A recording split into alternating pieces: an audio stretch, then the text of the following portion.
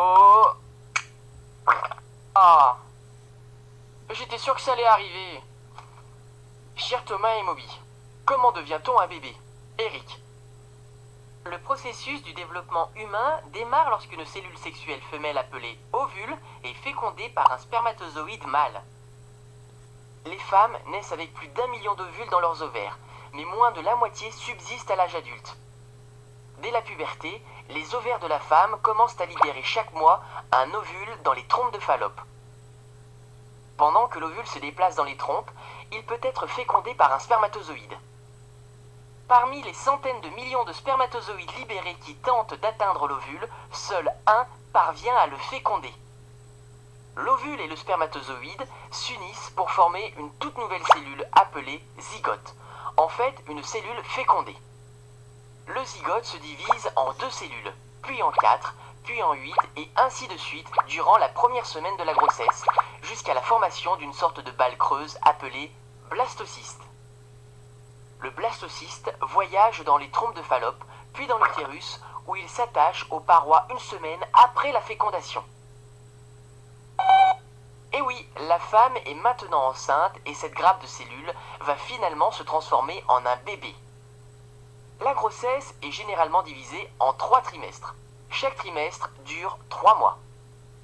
Tout se passe très vite le premier trimestre. Les cellules du blastocyste se divisent et elles commencent à former les systèmes vitaux en commençant par le système nerveux. Après 2 semaines, le blastocyste se transforme en embryon.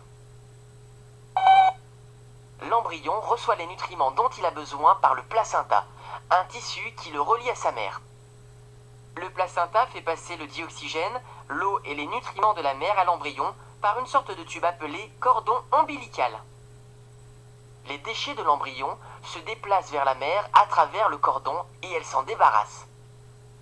Ton nombril est l'endroit où était attaché le cordon ombilical. Pas toi, Moby. Pendant le premier trimestre, les membres, le cœur et les muscles de l'embryon commencent à se développer. Ses yeux et ses oreilles se placent au bon endroit sur sa tête, et le docteur peut même écouter les battements de son cœur à l'aide d'un stéthoscope. La future mère peut se sentir assez fatiguée pendant le premier trimestre et peut avoir des nausées car son corps change pour accueillir cette nouvelle vie.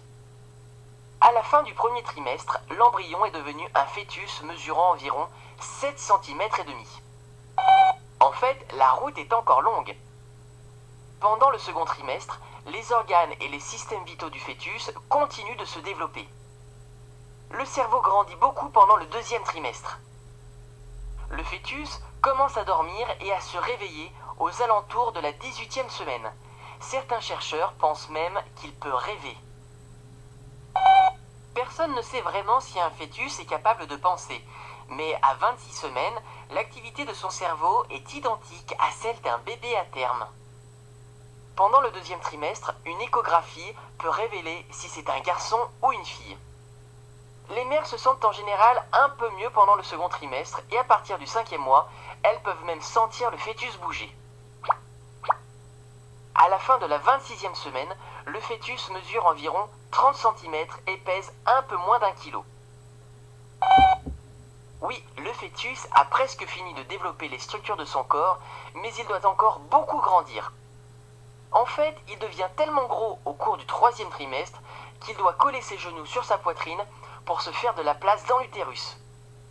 Puis la gravité attire le fœtus vers le bas. Il se retourne et sa tête se retrouve alors dans la partie inférieure de l'abdomen. Et oui, la plupart des bébés naissent la tête la première. Hé! Qu'est-ce que tu fais? On ne tient pas les nouveau-nés par leurs chevilles. Allez, lâche-moi maintenant. Et on ne leur donne pas non plus de fessées.